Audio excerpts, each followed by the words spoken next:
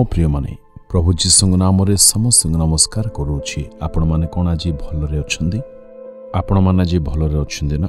दक्षिण अमेरिकार ब्राजिल नामक देशर एही स्थान उच्च पर्वत बहुत सुंदर एक स्थान रे वर्तमान मु रही आपण मानकु कहूछि। यह अटलांटिक महासागर पर्यंत व्यापी जाइछि। देखिबा पई बहुत सुंदर। परमेश्वर एही देश को प्रचुर आशीर्वाद करिउछंदी एवं एही देश रे मध्य परमेश्वर को उद्दीपना आसी अछि। बहुत लोक माने प्रभु को ग्रहण करिउछंदी, प्रभुंकर आराधना करिउछंदी, प्रभुंकर स्तुति हो। एही देश रे प्रायतः कैथोलिक माने रुहंती, किंतु वर्तमान ईश्वरक प्रकृत कार्य एही देश रे आरंभ होई अछि। एठारे जेते लोक बसवास करुछंती तहिरो अधिकांश लोक वर्तमान प्रभु को ग्रहण करुछंती। एही देश रे प्राय 21 कोटी लोक अछंती, प्रायतः 21 कोटी लोक अछंती।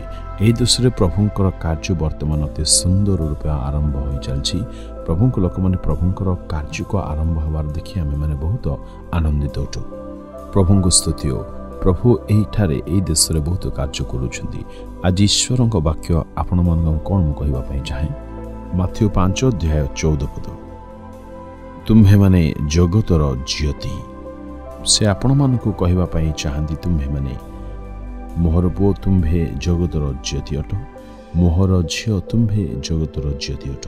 प्रभुंक लोक माने सर्व प्रकार चारिआडे जदि आमे माने वर्तमान देखिबा अंधकार छन्न पृथ्वी रहिछि। एही अंधकार मध्यरे जे आमे माने ज्योति हेबा, एहा परमेश्वरंकर आम्भमानक प्रति इच्छा अटे। मोहर ग्रामर कथा मते वर्तमान मने होछि। आम माने छोट थिबा बेले बिजुली नथिला, करेंट कौनसी व्यवस्था नथिला। माटीर जो तेल थिला ताहाको आम्हे माने माटीर तेल रे आमे माने दीप जाली आलोक देखुथिलु। जदि अंधार हो जाउथिला, संध्या हो जाउथिला, अनेक लोक माने सेही दीप को जाली से माने दीप्ति को लाभ करथिले, ज्योति को पाई पारुथिले। प्रभुंक लोक माने सेही दीप जेतेबेले जळुथिला अंधकार चली जाउथिला, एणु सेही दीप को आमे माने जळाउथिलु। सेही दीप जळाइले सबुपटे अंधकार दूर जाउथिला, पुणे आलोकरे संपूर्ण घर उज्ज्वलित होउथिला, प्रज्वलित होउथिला। अंधकार को जाओ बोली कहले जीव नाही, अंधकार जीवा निमंते पलायन करिव निमंते ज्योतिर आसीबार अछि। प्रभुंक लोक माने अंधकार जीवा निमंते आम्भमानकु ज्योति को आनिबाकु पड़िबो। प्रभु जीशुଙ୍କ संबंधरे बाइबल धर्मशास्त्र एपरि प्रकाश करे, से जगतर ज्योति अटंती। तद्रूप आम्भेमानक संबंधरे मध्य बाइबल कहूछि आम्भे माने जगतर ज्योति अटु। उद्धार पाइला परे आम्भे माने आलोकर संतान हो जाऊ, यह धर्मशास्त्र बाइबल प्रकाश करिथाए। आम्भे माने ज्योतिर संतान अटु। जदि ज्योति रही अछि तेबे अंधकार कौन से विषय देखा जीव नहीं। एणु आमे माने प्रकृति रे ज्योति होई पारि अछु केबा नहीं जानिबा दरकार। बहुत लोक माने जीवन रे अंधकार स्थिति अछंती, सेमानंक ठारे दीप नाही, सेमाने ज्योति होई पारि नांती, जेतु सेमानंक ठारे वर्तमान मध्य अंधकार देखा जाउछि। प्रभुंक लोक माने ख्रीष्टन को ग्रहण करिबा परे आम मानक ठारे अंधकार रो कौनसी स्थान आउ न रहिबा दरकार। प्रभुंक लोक माने से दीप को आंभ मानकु प्रतिदिन संजय समय सफा करने पड़े, जेपरी ताहा सफा होला परे भलरे जलिबो। पुणी दीपर से प्रदीप जो उज्ज्वल रही अछि ता भल भाव प्रकाशित हो पारिबो। तद्रूप आम्भे माने आपणा जीवनर समस्त अपरिष्कार विषय को जदि सजाड़िबा नाही, आम मानकर प्रदीप प्रज्वलन हो पारिबो नाही, प्रज्वलित केबे हो पारिबो नाही। एणु दीप सजाड़िबा आवश्यक।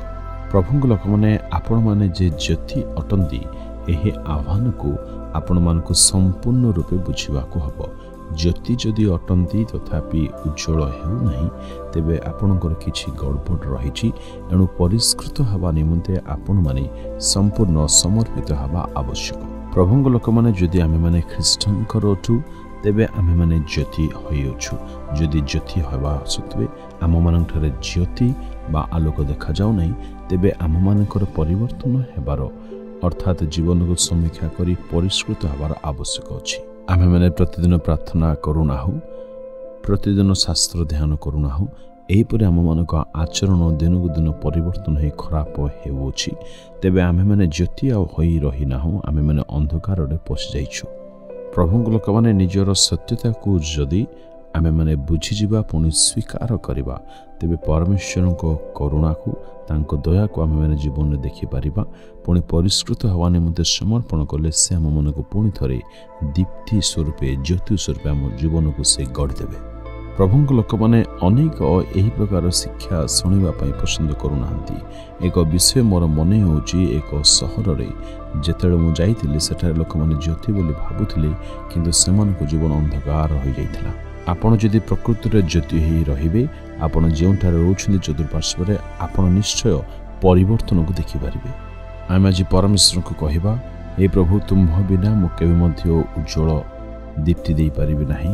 ଏଣୁ ତୁମ୍ଭର ପ୍ରଦୀପ, ତୁମ୍ଭର ଦୀପ୍ତି ମୋର ଜୀବନରେ ତୁମେ ଆଉ ଥରେ ପ୍ରଜ୍ୱଳନ କରିଦିଅ ବୋଲି ମୁଁ ସମର୍ପିତ ହେଉଅଛି। ପ୍ରଭୁଙ୍କ ଲୋକମାନେ ଚନ୍ଦ୍ର ଯେପରି ସୂର୍ଯ୍ୟ ବିନା ଅନ୍ଧାର ଅଟେ, ସେହିପରି ଆମେମାନେ ପ୍ରଭୁଙ୍କ ବିନା ଅନ୍ଧକାର ଅଛୁ। ଏଣୁ ଚନ୍ଦ୍ର ଠାରୁ ଆମେମାନେ ଶିଖିବା ଦରକାର, ଯଦି ଯୀଶୁଙ୍କ ସହିତ ସହଭାଗିତା ନାହିଁ ତେବେ ଆମେମାନେ ଜ୍ୟୋତିକୁ ଜୀବନରେ କେବେ ଦେଖିପାରିବା ନାହିଁ, ପାଇପାରିବା ନାହିଁ। ଏଣୁ ଯୀଶୁଙ୍କ ସହିତ ନିତ୍ୟ ସମ୍ପର୍କରେ ରହିବା ଉଚିତ। ହେ ପ୍ରଭୁ, ତୁମ୍ଭର ଜ୍ୟୋତି ମୋ ଜୀବନରେ ଯେପରି ଚମକିବ, ମୁଁ ପ୍ରଜ୍ୱଳିତ ଦୀପ୍ତି ତୁଲ୍ୟ ହୋଇପାରିବି। ଏଥିପାଇଁ ପ୍ରଭୁ ତୁମର ଜ୍ୟୋତି ମୋ ଜୀବନରେ ଚମକାଇ ଦିଅ ରାଜା। ପ୍ରଭୁ, ମୁଁ ଜଗତରେ ଯେଉଁ ସ୍ଥାନରେ ମଧ୍ୟ ବସବାସ କରୁଛି ଏବଂ ଫ୍ୟୁଚରରେ କରିବା ପାଇଁ ଯିବି, ତୁମ୍ଭର ଜ୍ୟୋତି ମୋ ଦ୍ୱାରା ତୁମ୍ଭ ଲୋକମାନଙ୍କ ଅନ୍ଧକାର ଜୀବନକୁ ହଟାଇ ନେଇଯାଉ। ଯୀଶୁଙ୍କ ନାମରେ ପ୍ରାର୍ଥନା କରିଲେ, ଆମେନ୍, ଆମେନ୍।